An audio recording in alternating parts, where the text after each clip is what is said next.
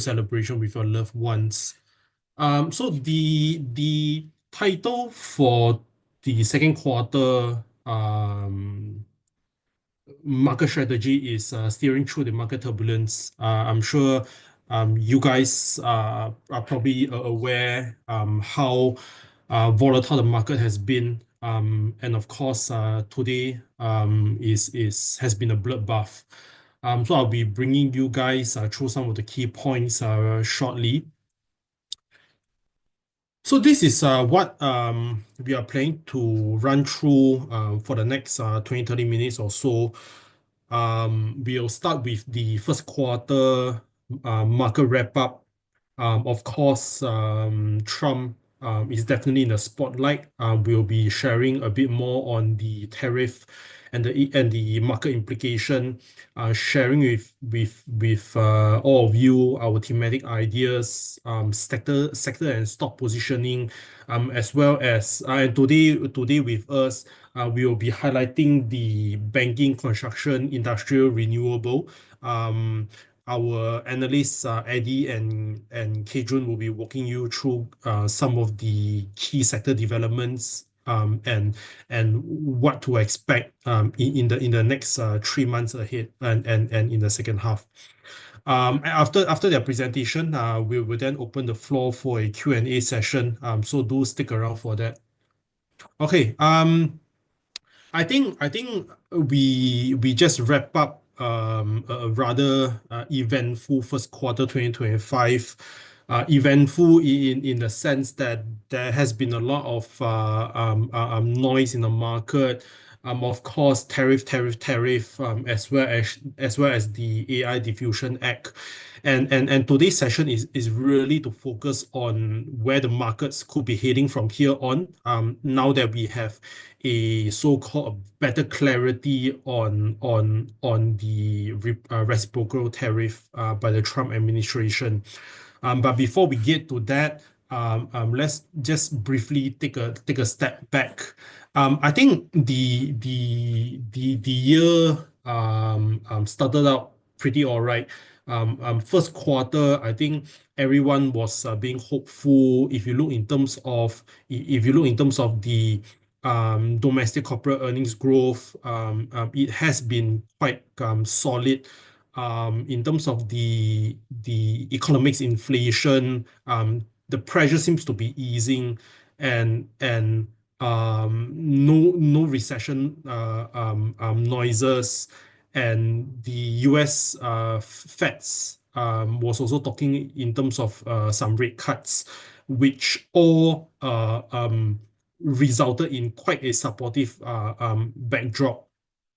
I think closer back home in Malaysia, the so-called political landscape was quite stable, and the Malaysian government has been continue to roll out a series of all these initiative and hoping to stimulate growth across some of the key sectors. But again, market has been rarely that straightforward. That was when the noise started to creep in regarding the so-called AI Diffusion Act, for instance, some of the geopolitical related noises as well, and of course, lastly is on a tariff.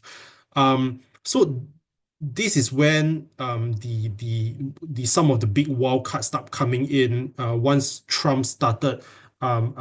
Once Trump get into office, and that is when his return has came back to the spotlight. Market was forced to start guessing in terms of what he will do in terms of the policy that will be rolling out.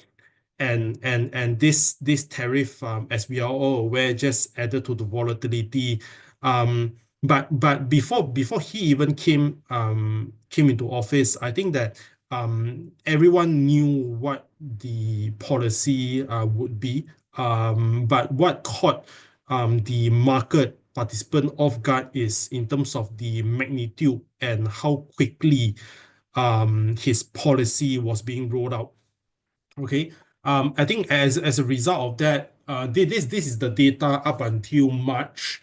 Um, all these noises just put Malaysia, as well as the KLCI and small cap right towards the bottom of the chart. I think the love for Hong Kong continues. Last year, this year, continue to do well. I think partly is really because of the how innovative and how efficient DeepSeek has been. And basically everyone will just plowing the capital back to the Hong Kong market. Um, Here basically just showing you guys in terms of the sector performance. I think in tandem with the sharp sell-off in terms of the KLCI, I think no sector was actually spared. Your property, sorry, your healthcare, your construction, your tech, your transport, all these basically took a very bad hit. What did well last year was the one that got impacted the most. Your healthcare, your construction, for instance. The bottom basically just show the FBM KLCI component. As you can see, the likes of your PChem, Axiata, Nestle, two of your YTLs, everyone just got hit across the board. Up until March, 99 was still up, RHB, but I'm guessing that the differential has been significantly narrowed after today. Um, Here, same thing. In terms of the currency, I think um, ringgit was actually one of the better performing currency last year. But this year, it actually reversed by about 1%. Basically, traders were pricing in, continue to price in the 25 bips OPR cut, as well as the large foreign outflow. So I think all in, currency-wise, equity market, I think that the bloodbath continue to dominate the board, and a big part of the story actually lies with the sharp reversal in terms of the foreign fund flow. If you look at here, the Asia 6 market, so far we have seen a very heavy selling pressure from the global investors across the Asia 6 market. The likes of your India, Korea, Taiwan, Thailand, Philippines. Among these six countries, India and Taiwan was actually badly hit. India, I think what happened in India is really due to the concern over the lofty valuation, your global growth headwinds, and of course the questions surrounding the interest rate direction in some of the major economies. I think that in Taiwan, things are a bit more straightforward. Basically, with the potential impact on the US tariff on the global trade flows, as well as some of the perceived risks surrounding the so-called security concern, regional stability. I think that your foreign investors actually just flock out of the country, rattled by some of these very loud noises. So as a result, first 3 months we saw about 37 billion US dollar of fund outflow, already surpassing last year of 20 billion. Uh, Unfortunately, or rather, quite predictable, Malaysia was actually caught in the same wave of selling. I think that the net foreign selling has been ongoing for the past 24 weeks or so. Basically, this year we saw your foreign investors actually offloading more than 2 billion US dollar of equities. And if you look at in 2023 and 2024, basically that only add up to be less than about 1.5 billion. So the year-to-date outflow has been very, very drastic.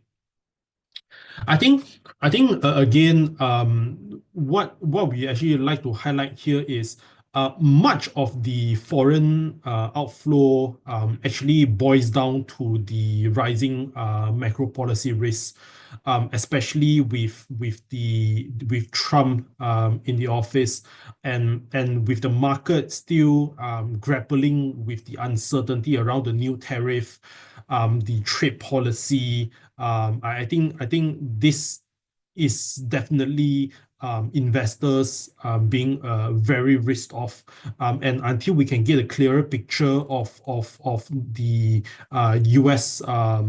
Policy, I think that the global investors will continue to plow the money back to your U.S. equity, and likely to stay underweight on the emerging market like ours. Here, basically just highlighting to you in terms of the retail participation, I think that with your foreigners selling about close to about 12 billion ringgit of equities, your retailer and your institutional investors were the one that has actually been snapping up, buying it off from the foreigners. So far this year, your institutional investors' participation has been quite commendable, whereas your retail participation continue to dry up. I think that again, this is on two fronts. One is, of course, with the high amount of IPOs. Last year, there were about 55 IPOs in the market, raising about 7 billion. But what's really drying up the liquidity, sucking up the liquidity, is really the high subscription rate that's absorbing the market liquidity. So as a result, your retail participation actually shrank from about 30% early of last year to less than 20% currently.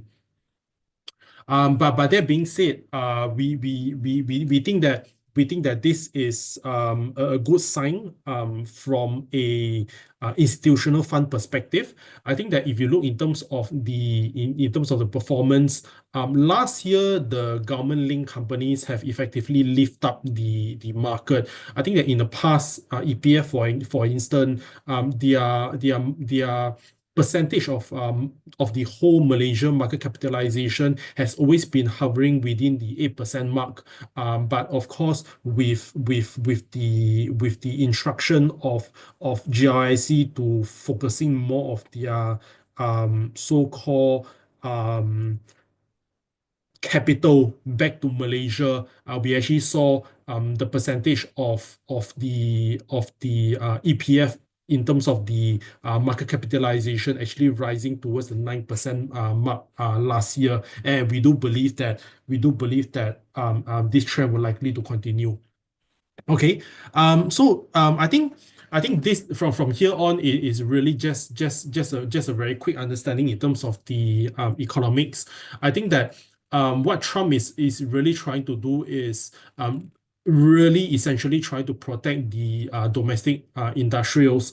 Tariff has made imported goods more and more expensive, and basically what he's trying to do is really just to boost their own domestic manufacturing, creating jobs, and of course generating more government revenue from the tariff, and of course what he has always been saying is really on reducing the trade tariff. I think that Trump has long argued that US of course runs a very large trade deficit with the rest of the world.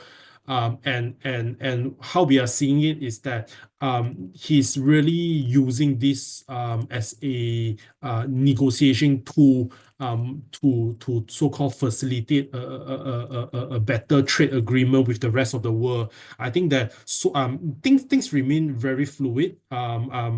But essentially, what we are seeing is that some of the powerhouse in the world has already started retaliating. China, your Canada, your EU. But of course, on the flip side, Vietnam, for instance, Singapore, Malaysia, they have already quietly just accepting and giving it to US. And I think that the last thing that Trump is really trying to do here is really just trying to strengthen the national security as well as the supply chain. Okay. Here, basically, again, for some of you that they may not know the details, basically, this on the left side here is just the US trade deficit. Sorry, the US import from the rest of the world and the reciprocal tariff. So basically, from news, it seems like how this reciprocal tariff rate is being derived is really Trump taking the trade deficit, dividing by the total export to the US, and really dividing by two, and really just deriving all this tariff, as we can see on the right. Um, and I think generally, Malaysia is not too bad. From here, I think, if you look at the list here, Malaysia is actually quite ranked bottom among the ASEAN country. The lowest is Singapore, Philippines at 18%, and Malaysia at 24%. Whereas the rest of your ASEAN country ranges all from 30 over to as high as about 49%. So basically, what we are trying to highlight here is that we think that Malaysia will be able to maintain the export competitiveness, and really reinforce our view of a trade diversion opportunity. We all know that your China plus one, your Taiwan plus one, your MNCs has been actively trying to move out their production hub into the ASEAN country, whether it's because of cost factor, or really just diversifying the supply chain. And I think that Malaysia still stand a very good chance in terms of this trade diversion story. But again, I think the news is constantly changing, the narrative, the tone, on a daily basis. So we just have to wait for the dust to actually settle. But I think that once the dust settle, I think that we will definitely not be too far off in terms of what we are seeing today. I think last week, when the reciprocal tariff came out, I think we actually saw a relief rally for the rubber glove sector, and this is really due to the tariff differential widening to 80% from 50% from China, and hence reinforcing our view that there will still be opportunities lying around. So, I mean, amidst all the chaos um, and market turbulence, I think that the silver lining under Trump is really him fast tracking a much needed market reset. I think with all the QE, valuation has been skyrocketing due to the massive injection of liquidity into the market, and hence, your asset price inflation, so everything has gone haywire. And if you look at post the sell down, I think that your S&P, your Nasdaq is actually trading close towards the average, and of course, after today, it might be trading below the average. Hence, this is at least, something good is happening out of it. As we believe that the correction actually presents a better opportunity for the longer term investors, to actually that's actually looking to start buying back the market. Okay. Just a very quick last slide. For the Malaysia side, I think what is the potential risk is really on the weaker export competitiveness. You know, your supply chain disruption, your foreign investment deterrence, as well as a weaker ringgit. I think that currently we are forecasting a GDP growth of about 5.1%. I think that with China getting burdened with such a high tariff, um, and assuming if all of this materializes, we do see Malaysia actually facing some headwinds, which is what the rest of the other country will also be facing.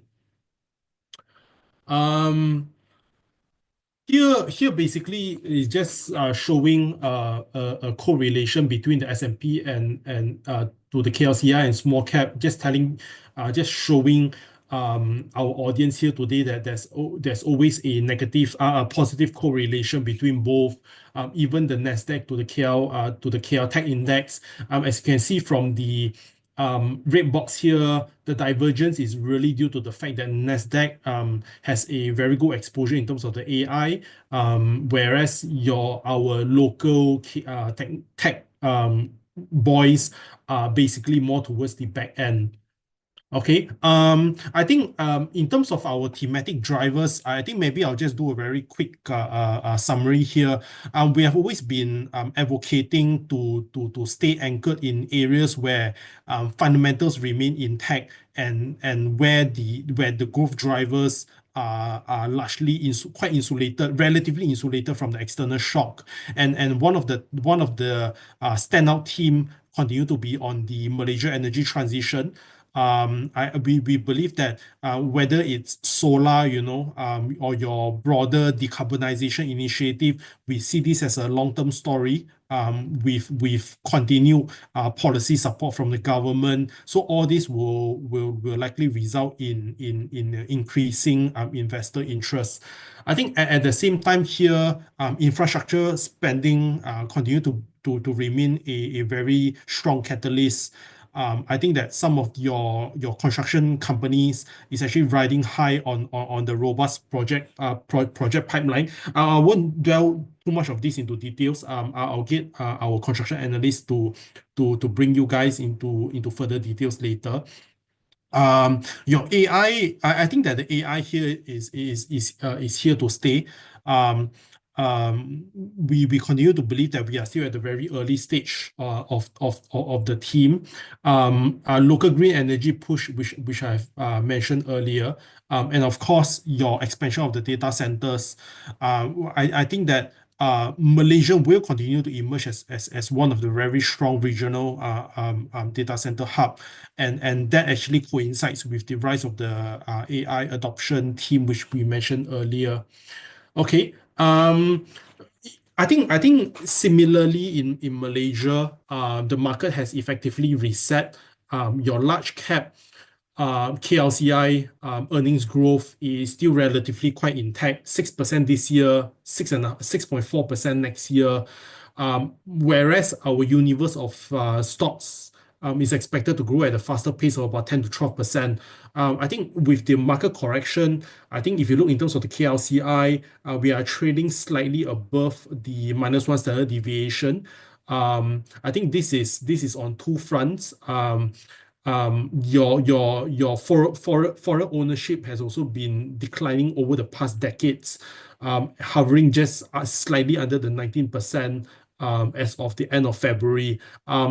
In the second quarter, what we have revised down is really our KLCI target from 1750 to 1700 to really reflect a more cautious sentiment. But that being said, I think that we are expecting second half to be a better year.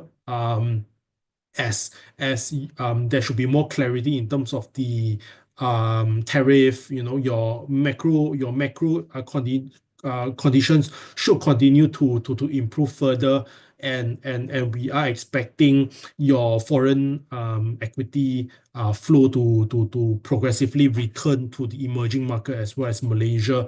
No changes in terms of our US dollar to ringgit assumption, continue to remain at about 430. Okay. Similarly, I think we are still bullish in terms of the small mid cap. We think that there should be more rotation into the sector. Valuation continue to be attractive, and the small mid cap will continue to benefit from the structural investment teams. Here in the second quarter, the main changes that we made was really to pull down gaming and tech down to a neutral. And the rest of the overweights, the likes of your banking, construction, EMS, healthcare, data center, oil and gas, renewable, rubber glove, telecom, transport, really coincide with the investment thesis that we mentioned. Okay. In terms of our market buys, just to take note of a few key changes, we have added in RGB, which actually provide a 10% yield. We have also included in SolarVest, which is a solar player. We have replaced our old topics also with public bank as a defensive names. Okay. So for those that are looking for high dividend yielders, I think currently, if you look in terms of the sector dividend yield, is looking at about 5.3%. But if you look in terms of the rest of our coverage, from the left, you have your RGB, which is about 10% yield, Pentec 8% yield, Skyward 8% yield, RHB, trading higher than the sector average of about 6.5%. So I think that all these dividend yield plays could potentially help to navigate the external volatility. So do keep a close eye on this. So just doing a very quick summary in terms of our stock pick.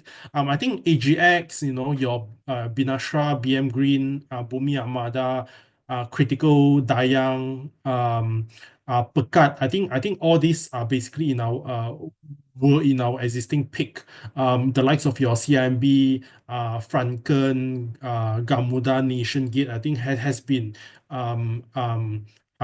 there since the first quarter. So maybe I'll just do a quick pause here for all of you that want to take a picture of these slides. I'll just give you 5 seconds or so.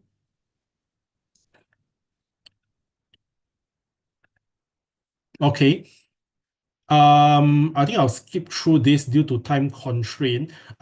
Here, basically, no changes in terms of our GDP. We are still looking at about 5.1%. Brent oil price, we are still looking at about 80. USD ringgit assumption still looking at about 430. And as I mentioned, we pulled down KLCI to 1700. Okay. So from here, I'll just pass on to Eddie, our banking analyst, to run you guys through the banking sector. Thank you. And I'll just come right back in again after the sector highlights for Q&A. Thank you. Eddie, over to you. Thank you. Yep, thank you. Good afternoon, everyone. I'll do a quick run through of our views on the Malaysian banking sector. We are still overweight on the sector. We remain positive. Expect the domestic operating environment to stay benign, with limited downside pressures on both earnings and asset quality despite the market turbulence currently. Key macro assumptions here include unchanged 5.1% GDP growth target, as well as for overnight policy rate for monetary policy to remain at 3% for 2025. Here we have a couple of buys. MBank is a buy, CIMB, Hong Leong Bank, Maybank, Public Bank. In terms of the pecking order wise, the top two picks for us is CIMB and Public Bank, and then followed by RHB, MBank, Hong Leong Bank, Maybank. Next slide, please.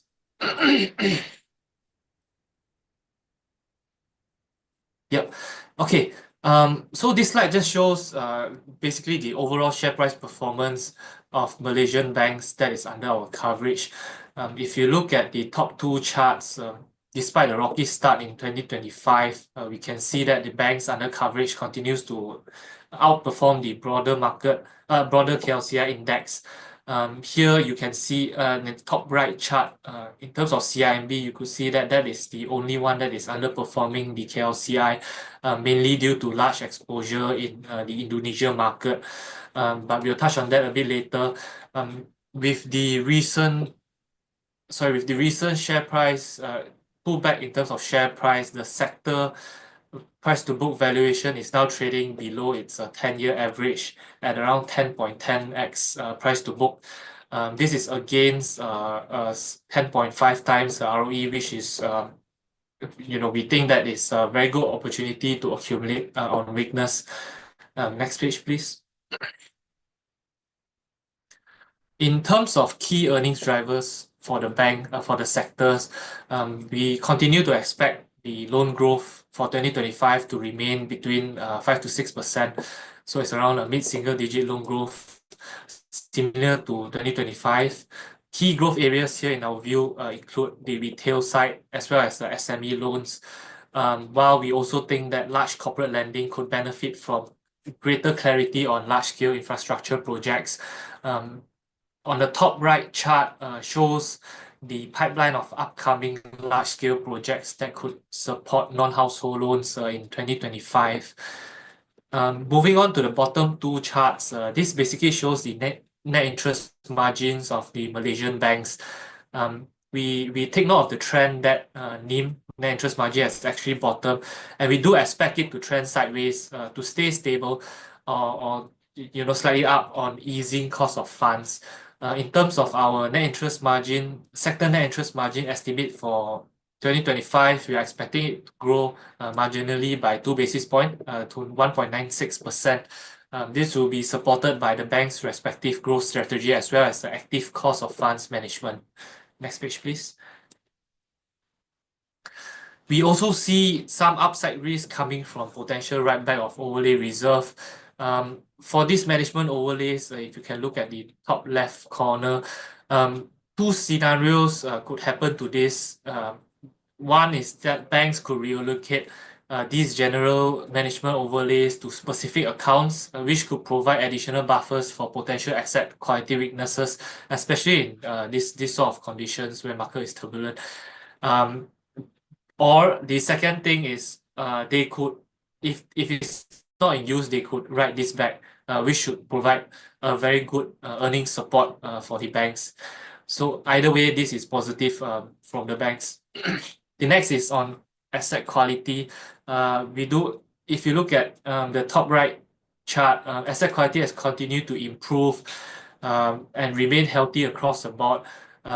But again, we do stay watchful on stresses on SME as well as their retail portfolios, given potential inflationary pressures coming from subsidy removals and also the broader economic impact stemming from the reciprocal tariff. In terms of capital adequacy ratio, CET1 ratio for the banks are structurally higher now. Now averages at around 14%.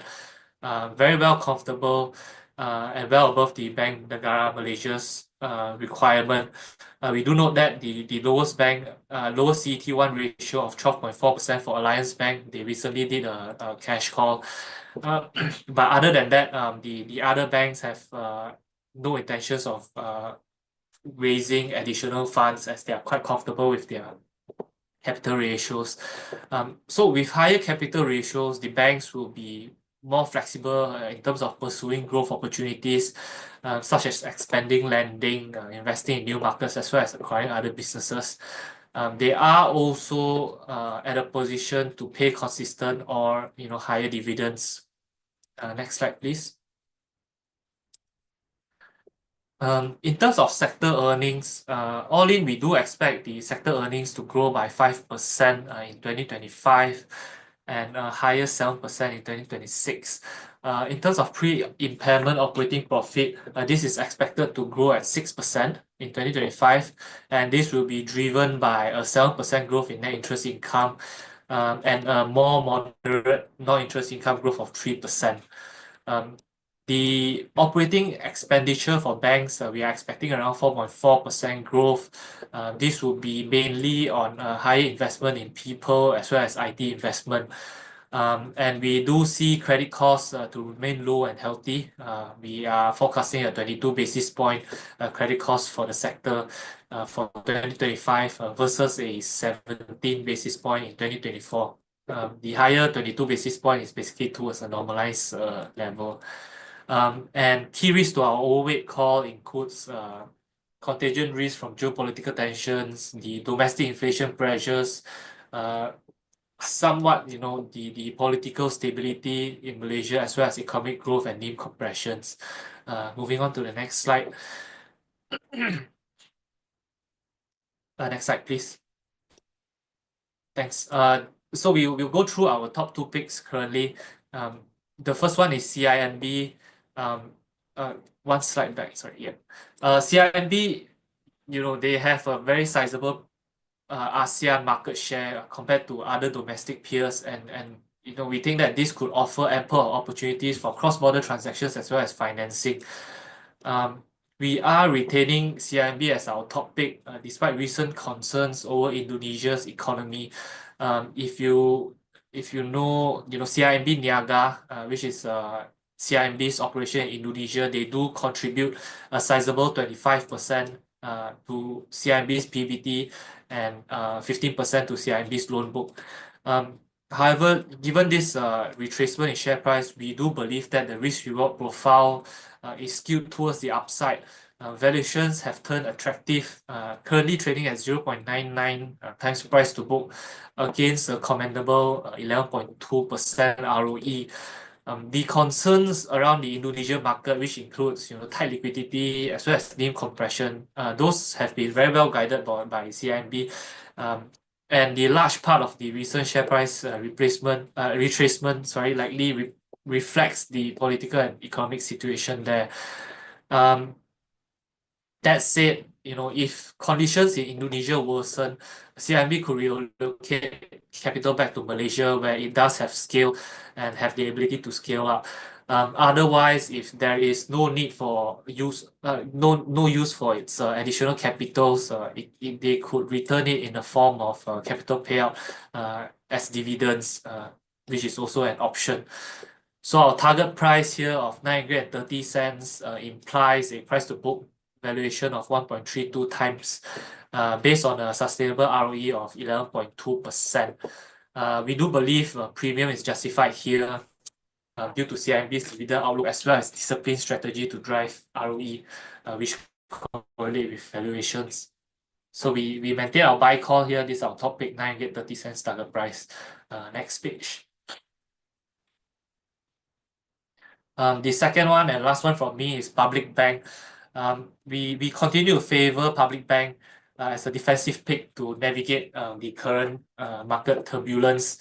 Public Bank is recognized as a quality name within the banking sector. They consistently achieving one of the highest asset quality, very, very low credit costs. Last year, they recorded a 0 basis point of credit cost. And in terms of gross impaired loans ratio, very healthy, 0.52%, well below the industry average of 1.44%. In terms of loan loss coverage, it also tracks quite healthily at 166%, with quite a robust capital position of 14.3%. While management indicates that their NIM for 2025 may remain under pressure, where they are guiding for a stable to low single-digit compression, we do expect the pre-impairment operating profit for Public Bank to grow by 8%, which is quite healthy, supported by its expanding asset base as well as sustainable fee income. Just now, we also mentioned potential write-backs from overlays could enhance earnings. For Public Bank, their overlays currently stood at 1.2 billion, quite sizable. And also recent recent strategic acquisition of LPI at an attractive 1.6 times price to book should enhance the ROE through synergies with public bank. So we are less concerned about the share overhang issues and continue to advocate a buy for public bank on its solid fundamentals. Our key assumptions here is ROE of 12.7%. We do have a buy call and a 5 ringgit 30 cents target price. I'll stop here and I'll pass on to Kejun. Thanks, Eddie. I'll be taking over to cover on the construction sector. So basically, the rollout of data centers and also infrastructure projects are expected to continue to drive order book growth for the sector players. With Penang LRT, the first package, 8 billion, rolled out in earlier of the year, and then we are also expecting improved clarity on key infrastructure projects such as the second civil work package for Penang LRT, which is estimated to be about 5 billion, and also better clarity in terms of how Johor wants to carry out on the, whether they want to go with the LRT or ART, and also the HSR project, which is currently, in discussion with several consortium handed out in their tenders. And then in terms of the data center projects, we estimate upcoming DC projects a total of 3 gigawatt in new capacity, and that are set to create about 35 to 45 billion construction-related contract opportunities over the 5 to 10 years. This is basically according to our estimates of in terms of the contract opportunity. And then key projects to watch out for this year include, the subsequent packages of Pembodo Phase 1B, Penang RT Systems package, and also Penang International Airport expansion. And also, as I mentioned just now, some of the Johor LRT, LRT, and also HSR. And then basically, for the construction sector to play with the infrastructure and DC team, we basically would want to advocate investors to choose Gamuda in terms of their strong exposure in both of this infrastructure and also DC and also their regional exposure. Next slide, please. And then, yeah, once again, reiterating our overweight call on the sector as we anticipate all this infrastructure data center projects and also consistent contracts from the property market to basically support sector earnings. Top sector buys are Gamuda and Binastra, given the strong position that they hold in their respective subsectors of construction. Binastra and Kerjaya, which is the high-rise contractor under our coverage, are trading at below sector mean forward PE, and that basically presents some of the value, the cheaper valuation in terms of their peers. And then while their order book prospects are well supported by their respective key clients that are growing their launch pipeline amidst the prospering property market in Malaysia, such as in Penang and also Johor.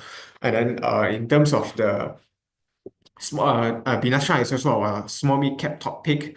As I mentioned, they ride onto the prominent developers such as Maxim, also Platinum Victory, and they also have a buy on AME Elite, which offers a unique exposure to capture the influx as they develop industrial parks. Next slide, please. And then we have a individual slide for Binastra. We basically like Binastra for the superior profit margin of 9 to 10% as compared to the peer average of 5 to 8%. And then as I mentioned just now, they're riding on to some of the their long-standing relationship with their key clients, Maxim, also Platinum Victory. And then in terms of some of the notable launches, definitely is from their Maxim upcoming Johor project launches in 2005 that could total about 5 to 6 billion. And then that will basically support a strong, substantial contract flows from these key clients and basically drive a strong 3-year profit CAGR of 64% for Binastra. And in terms of the data center exposure wise, Binastra is also growing with 3 ongoing DC projects, and that basically open up more opportunity for Binastra to continue to take on more of similar DC projects. Valuation seems undemanding at 14 times with such a strong earnings growth prospect ahead. Next. And then, as I mentioned, we continue to like Gamuda for the regional exposure for both construction and property. And also, management has recently reiterated their confidence in achieving 40 to 45 billion order book target by end of the calendar year, currently sitting at about 36 billion. So basically, they're expecting strong job opportunities amounting to, from some of the near-term job opportunities that could amount to 35 billion from both overseas and also local infrastructure projects, combined with some of the potential DC project from its main DC client. And then they have recently, secured a 389 acres land in the Greece in Milan, and that is basically, they are preparing it for one of their main DC client, and that piece of land can basically, cater for up to 1 gigawatt of data center projects. Next. Okay, and moving on, we will touch more on the DC side as we cover the industrial sector. Malaysia attracted over 90 billion in DC investments thanks to the favorable conditions such as your government friendly policies and also availability of land and power. And then if you look at the ASEAN 5, Malaysia has been leading in terms of the DC investments with a committed pipeline of 3.8 to 4 gigawatt that would result in about 220 billion potential investments over the next 5 to 10 years. And then as we mentioned just now, we expect a very substantial construction pipeline of 40 to 80 billion based on the 4 gigawatt of DC projects. And from what we have gathered, last year there was only about 8 billion, so there remains a strong pipeline of projects rolling out from the committed investments. Sector topics for the DC, MN, and also critical. Next slide. And then, uh, yep, basically we expect, for the industrial DC, for the industrial DC team, we would like to, advocate investors to look at, mechanical and electrical and also process utility subcontractors that are, set to benefit from the DC projects, as majority of the DC construction works involve M&E, and then with majority of the uh, main con packages secured by the main contractor in 2024, we expect some of the increase in terms of the subcon packages in 2025. And in terms of MVP engineers, now our coverage includes critical and also HE group. And on top of that, to accommodate this surging energy demand, TME is also increasing its capex to strengthen the basically the grid infrastructure by upgrading power substation, all this, and that basically bring MN Holdings into the picture, as they provide engineering solution for substation and also your transmission line, and that and basically they stand as the key proxy to benefit from this grid infrastructure investment and also the DC investment, as they also construct substation for the DC clients. Next. Basically, this is a pipeline of the data center projects that have been announced, and we have compiled from several sources. Next. And this is the list of construction contracts you have compiled in 2024, averaging about 8 billion, still relatively low as compared to the 40 to 80 billion potential contracts that we expect. Next. And then the top pick for the sector includes critical, which is basically a specialist in mechanical engineering, mechanical, electrical, and also process utility engineering, and basically provide solutions for semi-con and also DC investments. Recent record high order book of 280 million, and basically this stock gels well with our team of FDI and also the data center team. Next. And then, as I mentioned just now, we like MN as a proxy for the expanding, grid infrastructure and also their strategic exposure in the DC side. We are projecting 500 to 950 million order replenishment over FY25 and FY27, and basically coming from strong contract flows from the DC and also, the TMB side, strong earnings growth prospects ahead. Yep. Next slide. And then on the renewable side, for Malaysia, the main RE potential come from solar. And with that, the government has been consistently rolling out new initiatives such as the LSS programs to basically, uh, to basically grow the RE generation for the nation. And basically, and with that, Malaysia's large-scale solar program is already at the fifth cycle, LSS 5, and allocated with the highest ever 2 gigawatt quota under the program. And on top of that, the authority has also recently called tendered for another 2 gigawatt on the LSS 5 plus, and also plan to roll out tender for LSS 6 in second half of 2025. And with all these programs in the pipeline, we expect the sector to see up to 20 billion in EPCC contract opportunities over the next 2 years, basically keeping all the EPCC contractors busy, which is why our key, beneficiary that we expect to that we expect, we advocate investors to invest in would be Pekat, BM Green, and so SolarVest. Next slide.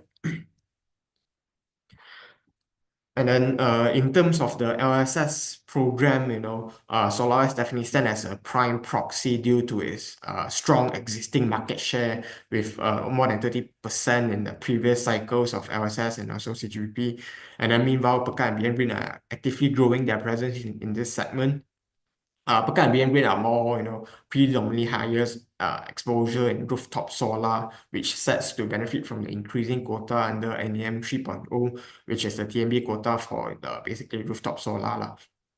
And then Pekat has also recently acquired EPC Share, which opened up opportunity for them to ride onto the TMB infrastructure upgrade capex as well. BM Green, on top of the solar side, they have been a leading player in terms of biomass boiler EPCC in the Southeast Asia region, well positioned to ride onto the overall, RE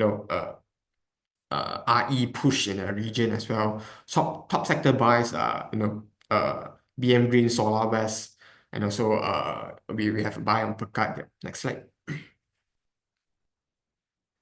In terms of BM Green, as I mentioned, they are a prominent IE player offering solutions for both for across bioenergy, solar, and also water treatment, and stand out in terms of their market leader position in biomass EPCC in Southeast Asia, and also they have recently acquired Plus Energy to basically bolster their strength in the solar segment as well.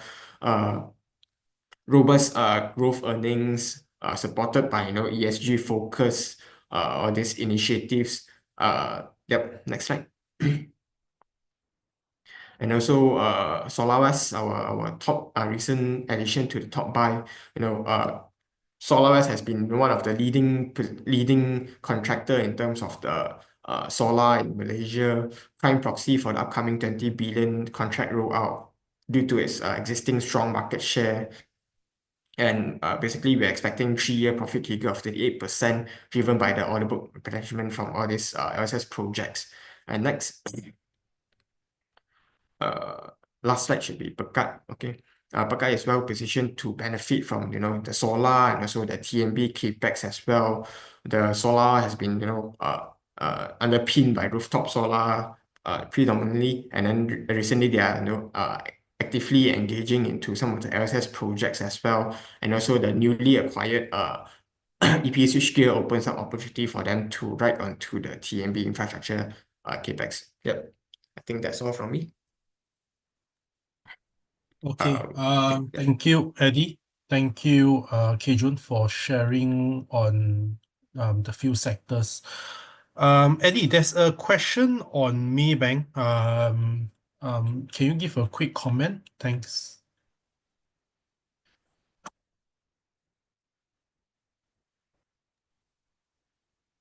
Yeah, I can. Sorry, hang on.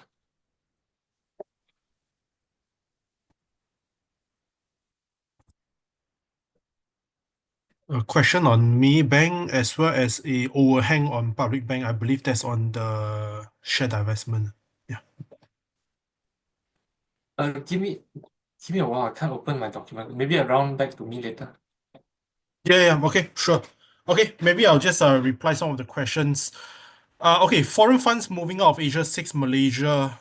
Where have gone to? Okay. Basically, if you look at the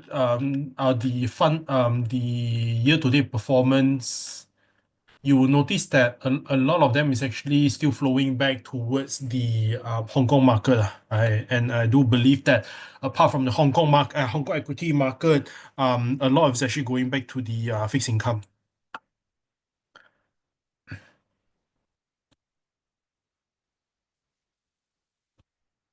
Okay, on the dividend yield, let me just put it back to the slides. Okay. If you look in terms of so there was these questions in regarding economy slowdown, would that affect the dividend payout? My answer would be really on a case-to-case basis here. So for instance, if you look at RGB, which is actually a gaming slot machine company. Basically they supply your slot machine to the casinos. They are only paying about 50% of their earnings, which very minimal capex. So likely won't be that affected. If you look at Pentec, for example, they pay out about 45% of their earnings. Hence, we don't think that they will be affected as well. Yeah. Eddie, you want to reply on? Yep, I'll start off with Yeah. Maybank first. We have a buy call, 11 ringgit 90 cents target price. In terms of some of the progress, Maybank has made quite steady progress towards its midterm target M25 plus, with an ROE target of between 11 to 12%. In 2024, they already achieved 11.2%.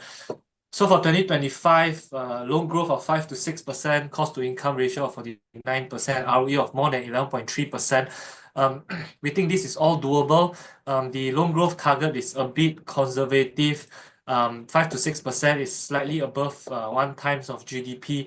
But this is reflecting considerations of margins on new loans as well as the pace of the deposit growth in the current Malaysian market, basically.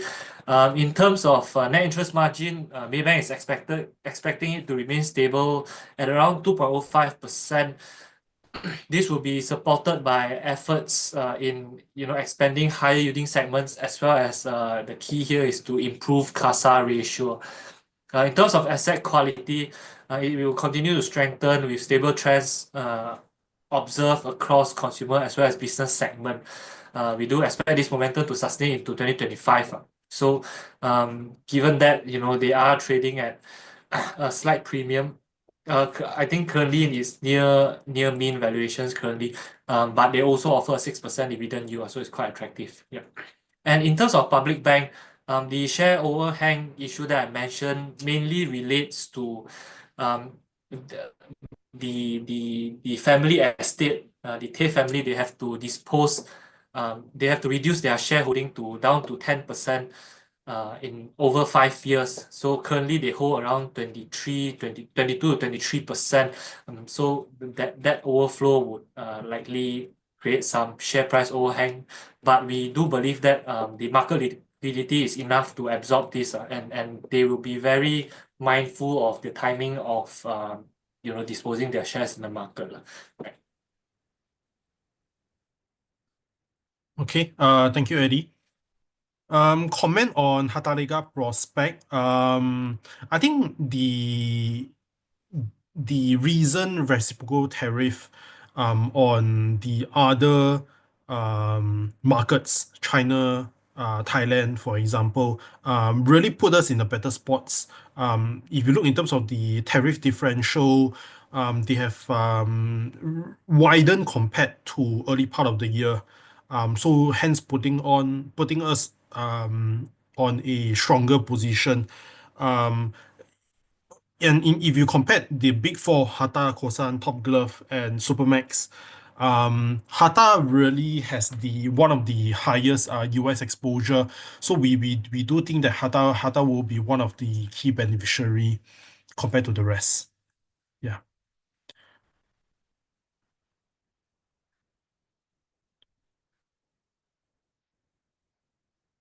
Okay, okay, there's this question in terms of the sectors. Okay, what sectors to avoid and what sector have a positive outlook? I think currently, we are not that positive in terms of the property. We recently downgraded gaming technology. I think gaming due to the earnings disappointment. Technology again due to the pushback in terms of the orders, deferments, and with the tariff noise, I think that will really result in your global MNCs really holding back the capex and leading to a prolonged slowdown in terms of the orders. And of course, while semiconductor were actually exempted from the reciprocal tariff, but I think that all this the market is expecting some form of tariff being imposed on semicon. So I think that with this uncertainty, investors will likely need to stay on the sideline to before getting more clarity. But that being said, like I was mentioning earlier, we are positive on the strong domestic growth drivers, the likes of your renewables, like what Kejun has mentioned, LSS5, LSS6, multi-billion of EPCC opportunities up for grab. Rubber glove from the tariff point of view is a net positive due to the positive tariff differential. We also like construction, which is one of our investment teams, due to the increased infrastructure spending. We are also positive on the data center space. We are still positive in terms of the oil and gas space as well, due to the improving activities as well as daily charter rates. Healthcare, I think, is more of a defensive thing. EMS currently is only represented by NationGate. We think that with the recent sell down in terms of share price, we think that things are looking a bit more appealing in terms of valuations. Banking, like what Eddie has mentioned, we do have overweights as well.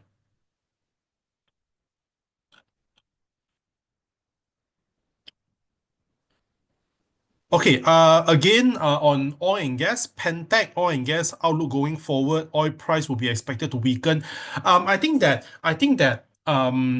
this is where investors need to be a bit follow the company a bit closely. I think not only just Pentec, a lot of the oil and gas company business are not really that affected because of oil price. If you look in terms of the cost of production is very, very low. So regardless whether oil price is trading at 50, 60, or even $70 per barrel, the economics um, makes sense for the oil majors to continue producing. And a lot of all these oil service providers, they are in the production value chain. So it's more of an OpEx driven kind of project rather than capex driven. So all in all, we do believe that not only just Pentec, for example, your Dayang, Usma, which we have a buy call, their business will likely to be not affected, even though oil price is trading at about 60 over dollar at current juncture.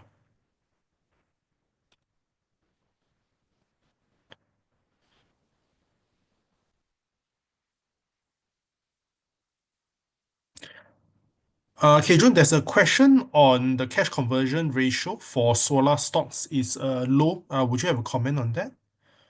Basically for cash conversion ratio for solar stocks, basically they have been a lot of the cash are locked into the account receivable as they keep getting more and more projects, and basically as they collect back the previous projects and also they get new projects, so there's always that lag in terms of the cash.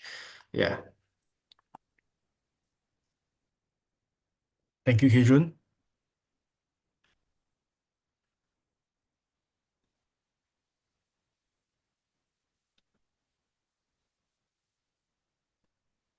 Okay, I believe that is some of the relevant questions which we are able to comment based on our coverage. Marino, over to you. Thank you.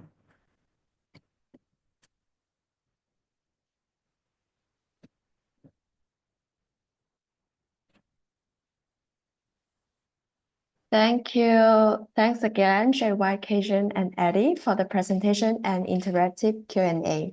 We have now come to the end of the webinar today, and we would like to thank all of you for joining.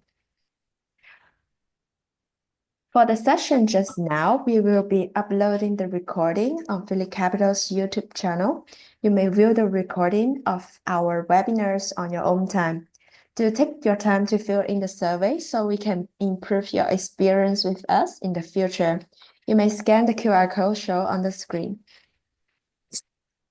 You may also join us on our investing communities to get free access to full research reports and discussion on technical analysis. Once again, thank you all for joining us today, and we hope to see you soon. Stay tuned, take care, and have a nice day. Thanks, everyone.